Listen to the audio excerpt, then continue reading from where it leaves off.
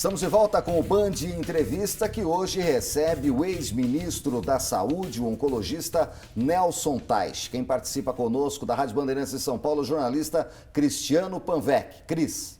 Doutor Nelson, ex-ministro da Saúde Nelson Teich, o senhor lá atrás, quando assumiu o cargo, havia muita discussão, muita polêmica em torno da autorização ou não de protocolos para uso da hidroxicloroquina, da cloroquina, no tratamento da Covid-19 aqui no Brasil.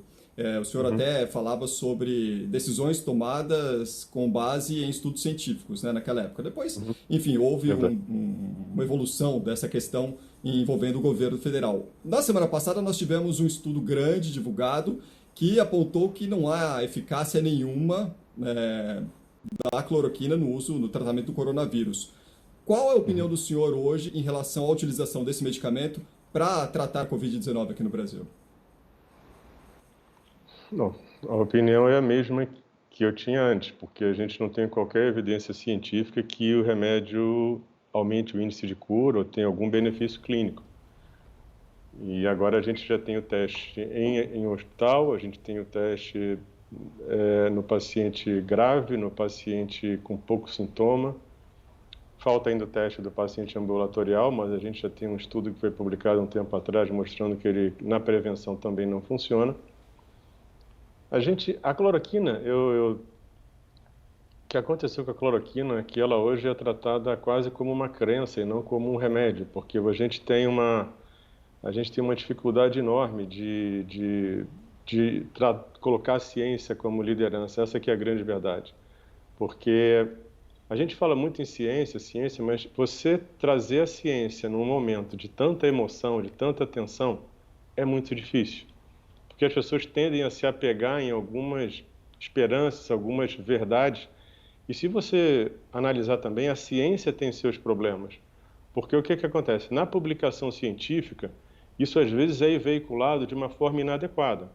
Como é que acontece? Digamos, no caso da cloroquina, o primeiro estudo que sugeriu que ela tinha benefício foi um estudo in vitro, não foi nem animal, foi in vitro. E ali ela inibia o crescimento, a replicação viral na célula. Só que isso aí é passado como temos um tratamento para a Covid. E naquele momento você traz uma esperança enorme para as pessoas. E naquele momento você não tem realmente nada que te diga que não funciona.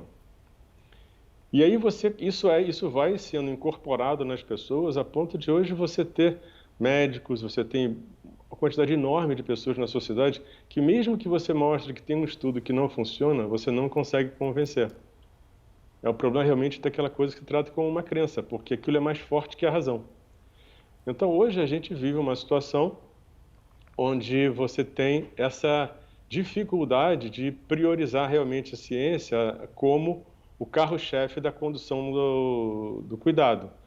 O Brasil hoje ele tem mais ou menos uns R$2.000 por pessoa por dia, por ano para gastar. 2.000 por ano por pessoa para gastar. Quando você vai para a Inglaterra, você tem 20.000. Quando você vai para os Estados Unidos, você vai para 60.000. Então, o recurso financeiro que a gente tem é pequeno comparado com o que existe hoje no mundo, nos países desenvolvidos. E a medicina ela tem muito de uma coisa mundial. É remédio, é equipamento, é insumo. Então, a gente tem um problema a gente não tem tanto dinheiro para conduzir. Tanto é que você vê quantas vezes falta dinheiro para remunerar profissional, para comprar remédio, para comprar equipamento, para oferecer acesso a coisas básicas do tipo radioterapia em câncer. Doutor Nelson, desculpe interromper o senhor, mas o senhor está falando de estrutura e o senhor está falando de dinheiro. Isso atrapalha também nas pesquisas das vacinas? Ou seja, a burocracia, assim, a falta de dinheiro, a burocracia atrapalha, por exemplo, para que a gente tenha efetivamente uma vacina mais rápido no Brasil? A falta de dinheiro também atrapalha? Nesse ponto eu acho que não, porque a grande expectativa é que a gente use e se associe à vacina que vem de outros lugares. Hoje você tem mais ou menos 7 vacinas, 4 já vão em fase 3, que é a fase em humanos, 2 já estão no Brasil, e você das outras 3, você tem a da Pfizer, que já foi autorizado pela Anvisa. Então o Brasil está caminhando em paralelo com o mundo. Então, é muito mais fácil hoje a gente ter a estrutura, trazer a vacina que está sendo desenvolvida fora do que produzir internamente. A grande expectativa hoje é que a gente passe também a transferência tecnológica, a gente passe a produzir e que a gente consiga ter acesso à vacina. Isso acho que vocês devem saber, quem trouxe a vacina de Oxford para o Brasil fui eu, na época que eu estava no Ministério. E a grande preocupação que eu tenho hoje em relação à vacina é o que pode acontecer para a gente poder usar.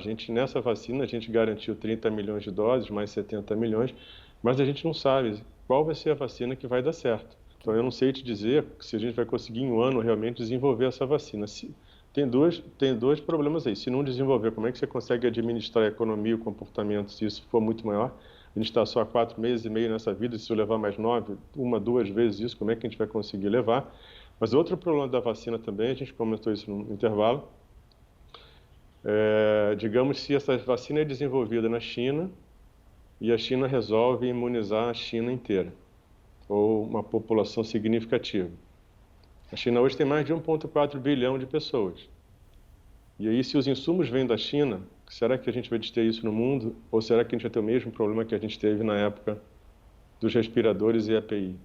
Como é que a vacina vai ser tratada? Os países ricos, até por uma questão de melhorar a economia, eles vão pagar antes, eles vão botar mais dinheiro, eles vão pagar.